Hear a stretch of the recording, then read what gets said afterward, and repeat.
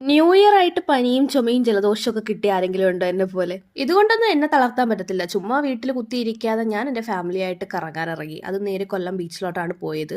Vacation എന്ന് പറഞ്ഞാൽ കൊല്ലംകാർക്ക് കൊല്ലം ബീച്ചില്ലാതെ പറ്റത്തില്ലല്ലോ. ഞങ്ങൾ നേരെ കൊല്ലം ബീച്ചിലോട്ടാണ് വന്നത്. നല്ല തിരക്കുണ്ട് കേട്ടോ. അന്ന് മന്നം ജയന്തിയും കൂടെ ആയിരുന്നു, January 2. വെക്കേഷന് ബീച്ചിൽ ഇടാൻ വേണ്ടിയിട്ട് ഞാൻ സ്റ്റിച്ച് ചെയ്യിപ്പിച്ച് ഈ ഡ്രസ്സിൽ നല്ല കുറേ ഫോട്ടോസ് എടുക്കാൻ വേണ്ടിയിട്ടാണ് ബീച്ചിലോട്ട് വെച്ച് പിടിച്ചത്. പക്ഷെ എന്താണെന്ന് അറിയത്തില്ല, അന്ന് ഞാൻ സൂര്യനെ കണ്ടതേ ഇല്ല. പുള്ളിക്കാരൻ ലീവ് ആയിരുന്നു തോന്നുന്നു. പിന്നെ വെട്ടമില്ലാത്തതുകൊണ്ട് ഞാൻ ഉദ്ദേശിച്ച പോലത്തെ ഫോട്ടോസ് ഒന്നും എനിക്ക് കിട്ടിയില്ല. എനിക്ക് അങ്ങോട്ട് തൃപ്തി വന്നില്ല. അങ്ങനെ കുറേ നേരം വെള്ളത്തിൽ കളിച്ചിട്ട് വന്നപ്പോഴത്തേക്കും 6:30 ഈ ലൈഫ് ഗാർഡ്സ് ഒക്കെ വന്നിട്ട് എല്ലാവരെയും അകത്തോട്ട് കയറാൻ പറഞ്ഞു. കാരണം കൊല്ലത്ത് അത്ര സേഫ് അല്ല ഇപ്പോൾ. തിരമാലയൊക്കെ വന്ന് നമ്മളെ കൊണ്ടുപോകും.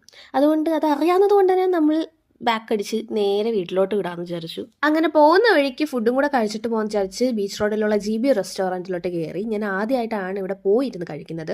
അതുമല്ല, നമ്മൾ മന്തി എന്ന ബോർഡ് കണ്ടിട്ടാണ് കയറിയത് കേട്ടോ. നമ്മൾ മന്തിയൊക്കെ കഴിച്ചിട്ടുണ്ട്, പക്ഷെ എൻ്റെ അനിയൻ ഇതുവരെ മന്തി കഴിച്ചിട്ടില്ല. അപ്പോൾ അവൻ്റെ ന്യൂ ഇയർ വിഷായിട്ട് അതൊക്കെ നടത്തി കൊടുക്കാമെന്ന് വിചാരിച്ചാണ് കയറിയത്. അവൻ ഒരു ക്വാർട്ടർ അൽഫാം മന്തിയും എനിക്കൊരു സെറ്റ് പൊറോട്ടയും എൻ്റെ അനിയത്തിക്ക് ആൻറ്റിക്കും ചപ്പാത്തിയുമാണ് വാങ്ങിച്ചത്. പിന്നെ ഇതൊക്കെ മുക്കി തിന്നാനൊരു കറിയും കൂടെ വേണമല്ലോ. അങ്ങനെ ചിക്കൻ മസാലയും വാങ്ങി.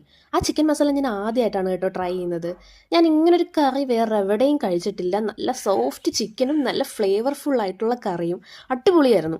അങ്ങനെ ഞാൻ 2 പൊറോട്ട എടുത്തിട്ട് ആൻറ്റിക്ക് ഒരു പൊറോട്ട കൊടുത്തു. അതിന് പകരം ഞാൻ ഇങ്ങോട്ടൊരു ചപ്പാത്തി എടുത്തു, ഒരു ബാട്ടർ സിസ്റ്റം പോലെ.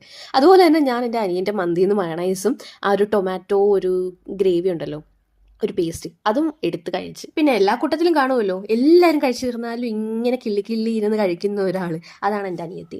അവൾ ഭയങ്കര സ്ലോ ആണ് കഴിക്കാനായിട്ട്. അപ്പോൾ എൻ്റെ അനിയൻ ഇങ്ങനെ ഇട്ട് അവളെ ഇങ്ങനെ ഇറിറ്റേറ്റ് ചെയ്തുകൊണ്ട് ഇങ്ങനെ ഇരിക്കുക.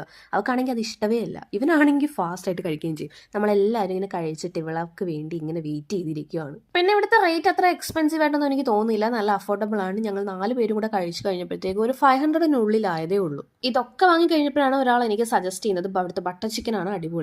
അപ്പോൾ ഇനി വരുമ്പോൾ ഞാനത് ട്രൈ ചെയ്യാമെന്ന് പറഞ്ഞിട്ടുണ്ട്. എന്തായാലും അതും കൂടെ ഒന്ന് ട്രൈ ചെയ്യണം. ഇത് കഴിച്ചിട്ടുള്ള ആരെങ്കിലും ഉണ്ടെങ്കിൽ ഒന്ന് കമൻറ്റ് ചെയ്യണേ.